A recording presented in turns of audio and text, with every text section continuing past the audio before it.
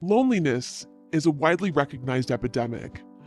According to the late John Cacioppo, co-founder of social neuroscience, loneliness is on the rise because we aren't as closely bound the way we used to be. The social world is constantly evolving, meaning that the way connections are formed and built becomes increasingly dependent on the social media platform, like apps for dating, online forums, blogs, and even online gaming. The result of this increasing dependency is that within the last 15 years, many of our face to face connections have been replaced with social networking. Cacioppo discovered that if people use social networking as a way to promote face to face interactions, then it reduces the amount of loneliness they encounter. However, if it's used as a replacement for those human interactions, loneliness is increased. It's a fine balance. So, what holds us back from coping with loneliness? Much of it is in the way it is understood or misunderstood and depicted by the general public.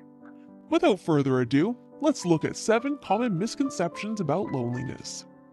Misconception 1: the more friends you have, the merrier. Not necessarily. There's no research so far revealing an equation of having X amount of friends that will stave off loneliness. If it were that easy, we'd all be cured of it in no time. Loneliness is far more complicated to be handled by a simple equation. Cacioppo states that how you perceive the size of your circle of friends matters most. Loneliness is subjective. It means something different to everyone. The ideal social life for each person depends on many factors. Factors such as level of extroversion, family size, social media influences, and your own self-acceptance all contribute to that perception. Misconception 2: introverts are generally lonelier than extroverts. Introverts often have a greater need to recharge due to their biological makeup, while extroverts prefer to meet new faces daily.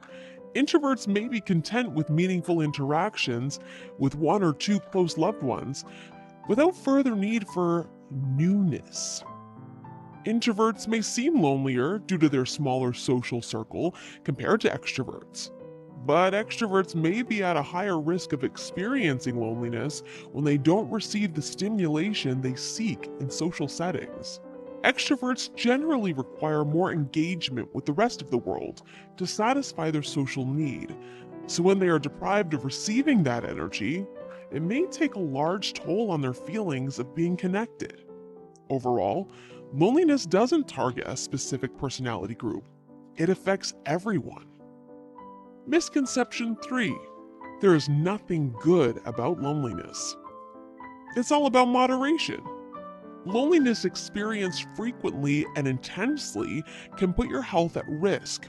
However, loneliness in general is commonly experienced by all of us at some point in our lives.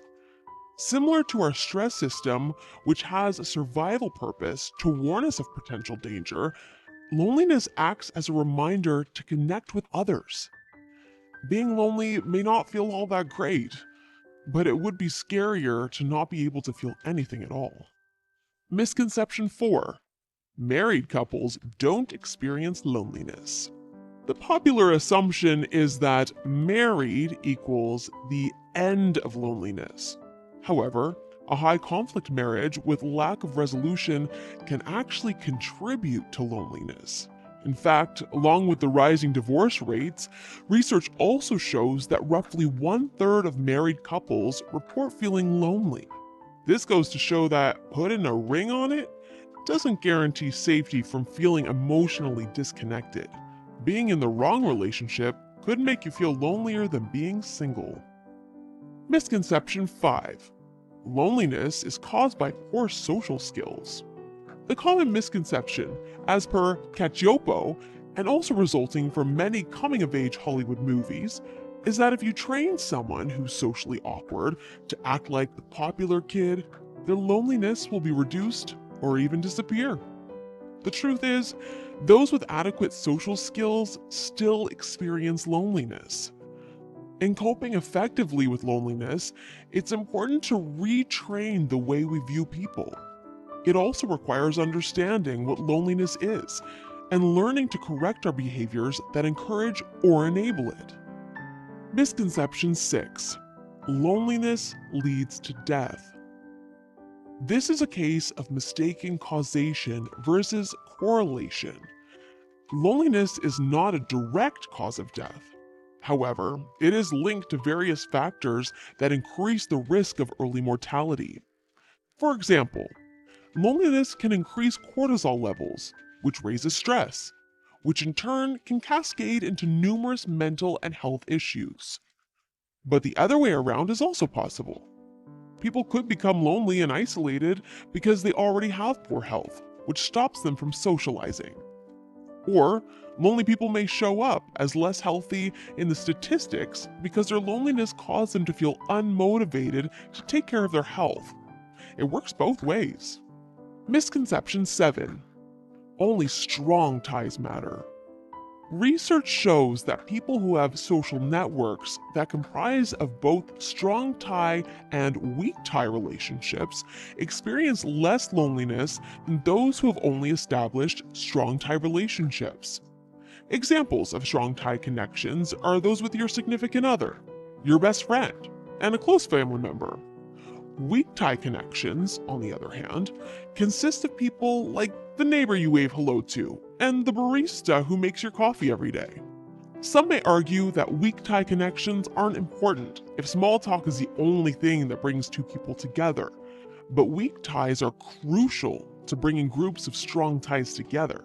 You may wonder, what if one feels content already in their strong tie relationships? What's the motivation to venture out and socialize with others? Simply, stunted growth means missing valuable information. As an example, you and your strong tie group are all mental health fans where everyone has solid knowledge of it because you're all great at communicating with each other. However, due to lack of expansion, you are now missing out on other valuable, maybe even crucial information, such as caring for your physical health or ways of integrating physical and mental health together. Those weak ties may serve to bridge that knowledge gap and broaden your perspective with opportunities to explore new information, resulting in a well-rounded, healthier